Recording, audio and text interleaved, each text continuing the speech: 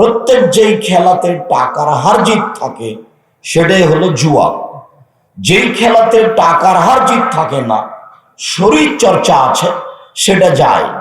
যেমন ফুটবল, যেমন cricket, badminton, racket, এইগুলো, ভলিবল, এগুলো যখন হার জিতে চলে না তখন জায়েজ, শরীর চর্চা হিসাবে জায়েজ। আর যখন এগুলোতে টাকার হার জিত থাকে তখন এগুলো হারাম, তখন তার নাম জুয়া। উল্লেখ্য যে যেই খেলাতে টাকার হার জিত নেই, শরীর চর্চাও নেই, সেটা আরো খারাপ। টাকার হার জিত নেই, শরীর চর্চাও নেই, সেটা খুব বেশি খারাপ। সেটার ব্যাপার আল্লাহ রাসূল বলেন,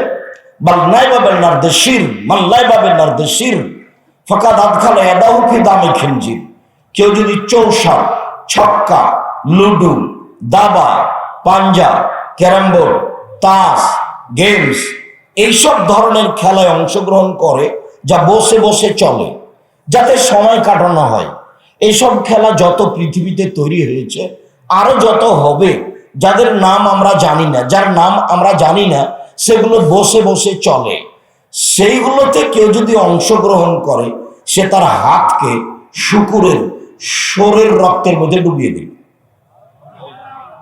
অনেক বর্ণনা এসেছে, ফাকাদ আসহাবাল কাসেম, কেউ যদি চৌসার, ছক্কা, লুডু, দাবা, পাঞ্জা, ক্যারাম বোর্ড, তাস, গেমস, এসব খেলায় অংশগ্রহণ করে, তাহলে সে তার হাতকে শুকুরের রক্তের মধ্যে ডুবিয়ে দিল এবং সে রাসূলের নাফরমানি করল। বক্তব্যের সঙ্গে মুনাফিকি করো না তুমি, তোমাকে আমি খুব ভালোবাসি, এ কথাই ঠিক। আজকে বাড়িতে গিয়ে ক্যারাম বোর্ডটা ভেঙে ফেলবে, আগে তারপরে ঘুমায়। বক্তব্যটা মানা তোমার ভালো হবে, রেখে দিয়ে ঘুমালে তুমি মুনাফিক। তুমি আমার বক্তব্যের সাথে মুনাফিকি করেছো, যেটা আমি চাই না, যেটা আমি কোনোদিন চাইনি। তুমি এইভাবে বসে বসে খেলবা কেন? আর তোমার মায়ের স্বভাবের কথা বলি, তোমার মার কত ন্যাক্কারজনক, নোংরা, ঘৃণিত স্বভাব। তোমার মা তোমার ছোট ভাইয়ের হাতে মোবাইল দিয়ে ওকে গেমস খেলতে লাগিয়েছে, ও ব্যস্ত আছে, আর তোমার মা স্টার জালসা দেখে। এটা তোমার মা। তোমার মা হলো হস্তিনী মহিলা, এ না হলো হস্তিনী মহিলা। তোমার বাপের উচিত একে তালাক দেওয়া। আমি তালাক দিতে আদেশ করিনি, তবে পরামর্শ থাকছে। হিসাব ফলাফল এটাই। এমন মহিলা সংসারে কোনোদিন কল্যাণ আনতে পারে না। এর স্বভাব খারাপ, এর আচরণ, চালচলন, চরিত্র খারাপ। এ হস্তিনী মহিলা এ কি করে বাচ্চার হাতে মোবাইল দিয়ে গেমস খেলতে লাগিয়ে নিজে টিভিতে স্টার জালসা দেখে, আরো কিছু ল্যাংটা মেয়ে দেখে, নানান কিছু দেখে। এর লজ্জা বেঁচে খেয়েছে, এর কাছে সরম ইতস্তবোধ নেই, এর হিসাব নিকাশ নেই। এ আসলে মা নয়। হতে পারে যে সৎ মা, এ আসলে মা নয়, আর না হলে খালা। তোমাকে আর একটা বলে দিচ্ছে, এই ছেলে, যদি আজ থেকে তুমি তোমার মায়ের স্বভাব এরকমটা দেখো, তাহলে তুমি তোমার মাকে খালা বলে ডাকিও। কেন? বলে দিয়ে যে আব্দুর রাজ্জাক বিন ইউসুফ বলে গেছেন আপনাকে খালা বলে ডাকতে। আপনি নাকি আমাদের খালা, আপনি নাকি আমাদের মা নন। কেন? যে আপনি তো আমাদের ছোট ভাইয়ের হাতে গেমস খেলা দিয়ে আপনি স্টার জালসা দেখেন, আপনি মা কি করে হলেন? মা কি এমন হয়? মা কি ছেলের অকল্যাণ চাই? তার নামই কি মা? মা কি ছেলের অকল্যাণ চাই? তার নামই কি মা? না তো, সে তো মা নয়। যে ছেলে মেয়ের কল্যাণ চাই সেই হলো মা।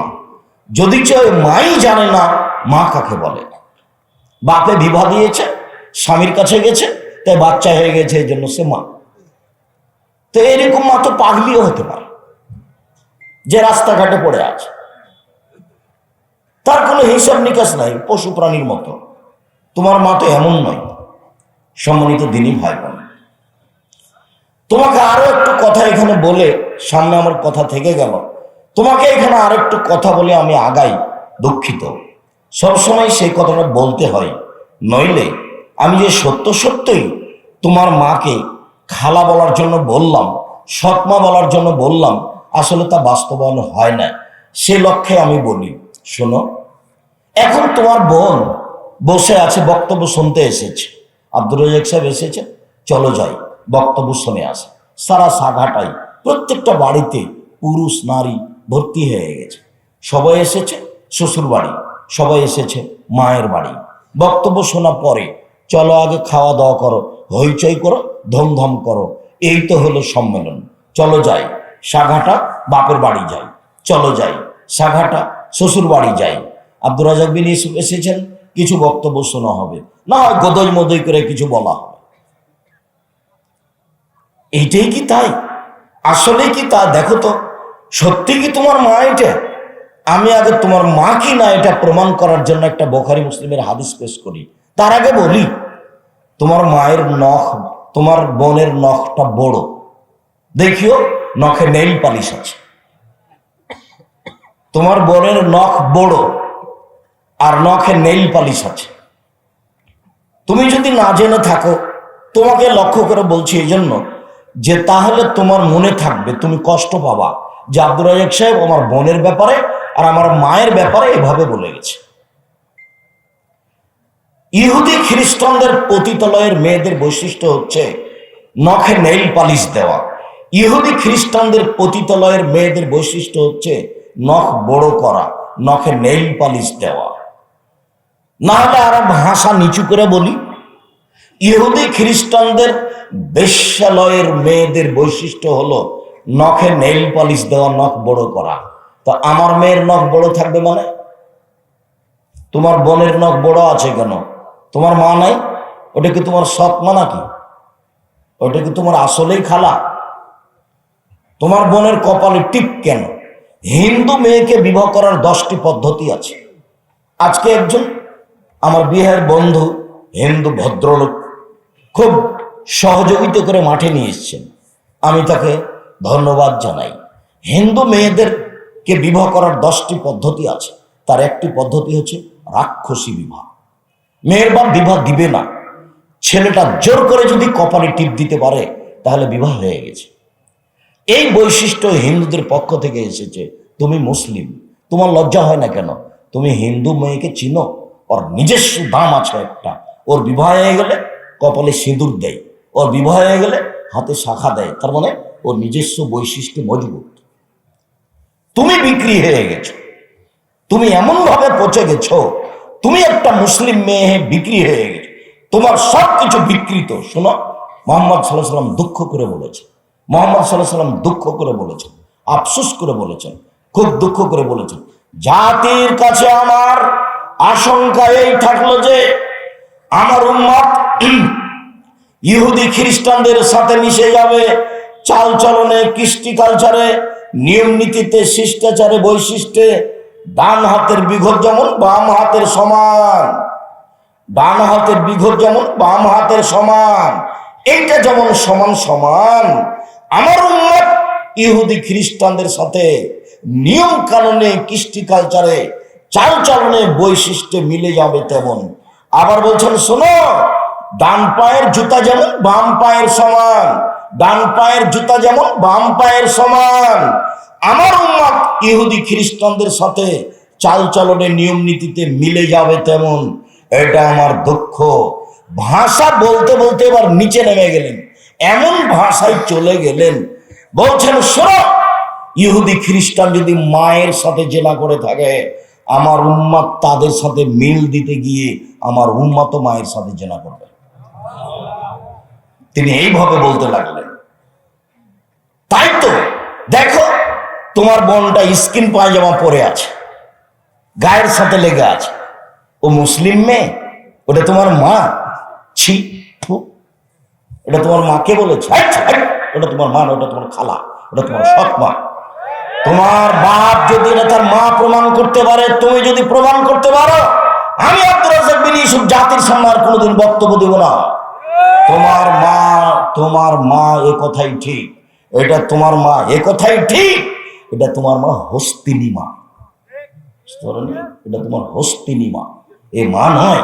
এই সংসার ধ্বংস করতে এসেছে। এই ছেলে, তোমার বোনটার পায়জামা এমন বড় ফাঁকা যে আর একটা মানুষ ঢুকবে। ও যখন এতে তোমার ওই রিক্সায় উঠে তখন হাঁটু পর্যন্ত খুলে যায়। হিন্দু মহিলাদের বৈশিষ্ট্য আছে। রবি ঠাকুরের মা গোসল করতে গেলে পালকিতে করে নিয়ে যেত, কে যেন না দেখে, নদীতে এইভাবে ডুবিয়ে নিয়ে চলে আসত। ওদের পরিবারে কেউ ছাদের উপরে যাবে না। আমাদের গুলো এমন হলো কেন? আল্লাহর নবী আফসোস করে বলেছেন, এরা ইহুদি খ্রিস্টানদের সাথে মিশে যাবে।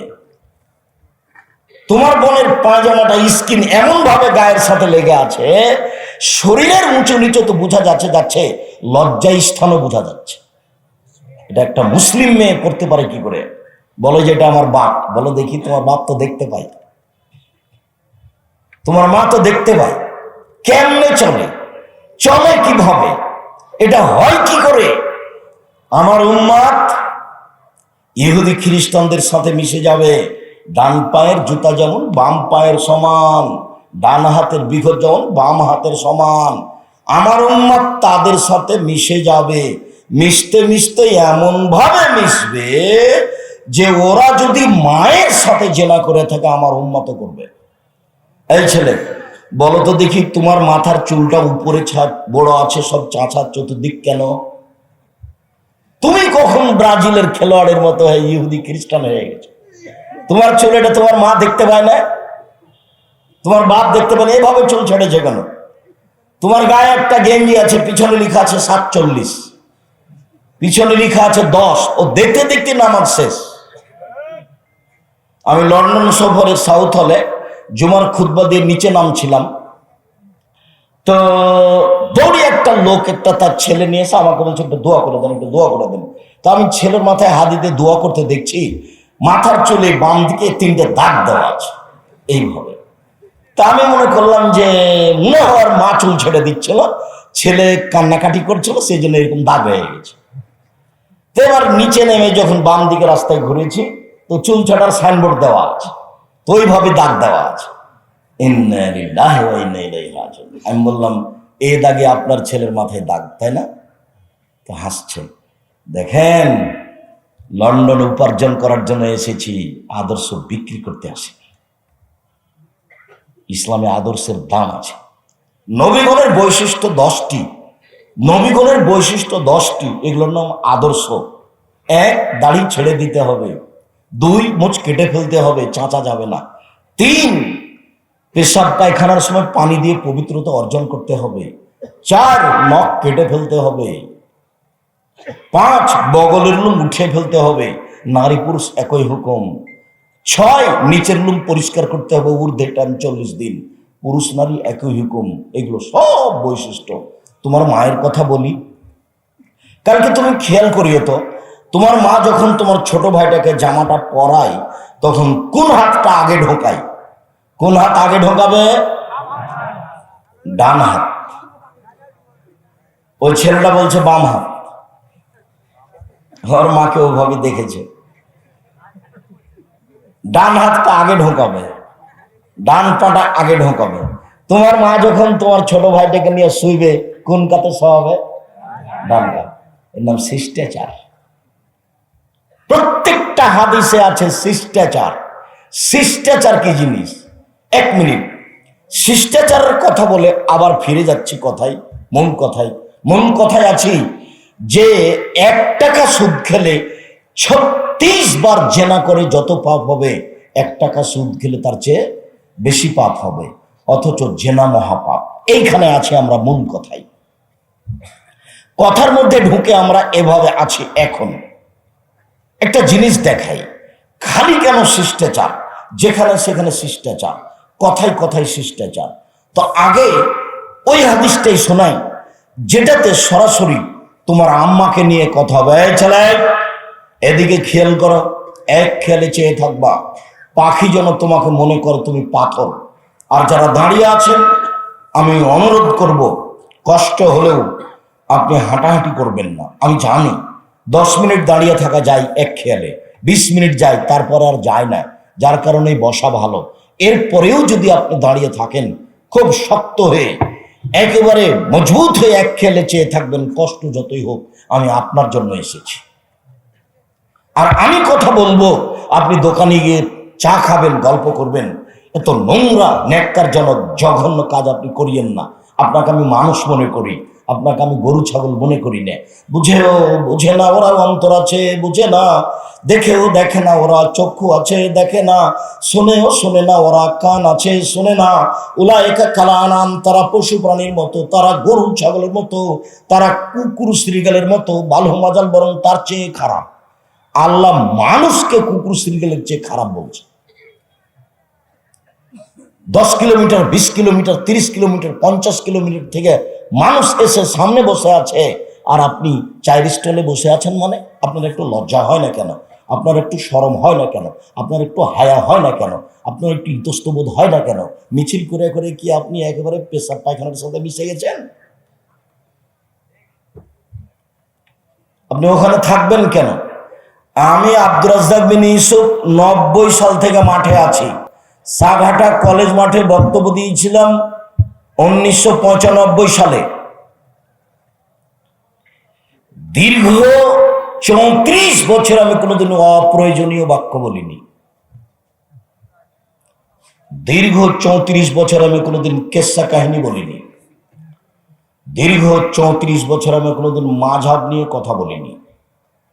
দীর্ঘ 34 বছর আমি কোনোদিন সরকার নিয়ে কথা বলিনি। আমি দাবি জানিয়েছি যে এলাকায় আমি উপস্থিত হব, সেই এলাকার নারী পুরুষ সবাই আসবে, আসতেই হবে। এমনকি যত হিন্দু পরিবার আছে তাদেরকে আসতে হবে। আমি তাদেরও কিছু না কিছু উপকার করবই করবো ইনশাআল্লাহ। সম্মানিত দিনী ভাই বোন, বলছিলাম কেন এত শিষ্টাচারের কথা? 1 মিনিট। যেটা তোমার বোনকে নিয়ে, যেটা তোমার মাকে নিয়ে। জাবের রাদিয়াল্লাহু তাআলা আনহু বলেন, আমরা একবার যুদ্ধ করে রাসূলের সাথে সফর থেকে আসছিলাম, মদিনায় ঢুকবো। তাহলে রাসূল বললেন, এই থামো থামো থামো, রাতে এখানে থাকো, সকালে বাড়ি যাব। আমি জাবের বললাম, আল্লাহর নবী, আমি নতুন বিবাহ করেছি, আমাকে বাড়ি যেতে অনুমতি দেন। তখন আল্লাহ রাসূল আমাকে বলছেন, ও তুমি নতুন বিবাহ করেছ? কুমারী মেয়ে বিবাহ করেছ না তালাক প্রাপ্তা মেয়ে বিবাহ করেছ? তুমি কুমারী মেয়ে বিবাহ করেছ না তালাক প্রাপ্তা মেয়ে বিবাহ করেছ? আমি বললাম যে তালাক প্রাপ্তা মেয়ে বিবাহ করেছি। ওর আগে বিবাহ হয়েছিল, তার স্বামী তাকে তালাক দিয়ে দিয়েছে, আমি তাকে বিবাহ করেছি। তো আল্লাহ রাসূল আমাকে বলছেন, আরে হাল্লা বিক্রম তুলায় বোকা, তুমি কুমারী মেয়ে কেন বিবাহ করলে না? তুমি তার সাথে খেলতেও, তোমার সাথে খেলতো। আরে তুমি কুমারী মেয়ে কেন বিবাহ করলে না? তুমি তার সাথে খেলতেও, তোমার সাথে খেলতো। আরে তুমি কুমারী মেয়ে কেন বিবাহ করলে না? তুমি তার সাথে খেলতেও, তোমার সাথে খেলতো। আল্লাহ রাসূল এইটা বললেন। এবার দেখি জাবের কি বলেন। জাবের রাদিয়াল্লাহু তাআলা বলছেন, আল্লাহ নবী শোনেন, আমার আব্বা উহুদের যুদ্ধে শহীদ হয়েছেন 9 জন মেয়ে রেখে। আমার 9 জন বোন আছে। আমার বোনদের সমবয়সের, কম বয়সের মেয়েকে আমি বিবাহ করা পছন্দ করিনি 4টা কারণে। আল্লাহ নবী শোনেন, আমার আব্বা উহুদের যুদ্ধে শহীদ হয়েছেন 9 জন মেয়ে রেখে। আমার 9 জন বোন আছে। আকরাহান উজাবেজা মিসলাহুন্না, তাদের বয়সের, কম বয়সের মেয়েকে আমি বিবাহ করা পছন্দ করিনি 4টা কারণে। আল্লাহ নবী শোনেন, আমার আব্বা উহুদের যুদ্ধে শহীদ হয়েছেন 9 জন মেয়ে রেখে। আমার 9টা বোন আছে। আমার 9টা বোনের দিকে লক্ষ্য করে আমি কম বয়সের মেয়েকে বিবাহ করা পছন্দ করিনি। 1 লে তুয়াল্লে মাহন্না, আমার স্ত্রী আমার বোনদেরকে বিদ্যা শিখিয়ে দিবে। 2 অরে তোয়াক দেবা হন না, আমার স্ত্রী আমার বোনদেরকে শিষ্টাচার শিখাবে। 3 অরে তুরাজ্জলা হন না, আমার স্ত্রী আমার বোনদের মাথার চুল চিরুনি করে সাজগোজ করে রাখবে। 4 অরে তাকুম আলাইহিন না, আমার স্ত্রী আমার বোনদের উপরে পাহারা দিবে। এবার তুমি বলো, এখন তোমার বোনটা এখানে বসে আছে ফ্যাশন বোরকা পরে, তুমি বলো যে আমার মা আছে, বলো তোমার মা কি পাহারা দেয়? বলো দেখি। তোমার বোনটা এখানে মাথায় কাপড় না দিয়ে শীতের দিনে বসে আছে, আর সামনের দিক চুল ছোট করে আছে, আর পায়ে উঁচু স্যান্ডেল পরে আছে নিজেকে লম্বা দেখানোর জন্য। এটা প্রতারণা। আবার দাঁত ছিলে চিকন করে রেখেছে, ভুরু তুলে চিকন করে রেখেছে, যে টোটাল এই হারাম। সম্পূর্ণরূপে হারাম। বলো যে তোমার মা আছে, এই ছেলে বলো যে আমার মা আছে। তুমি বলবে খালা কেমন আছেন,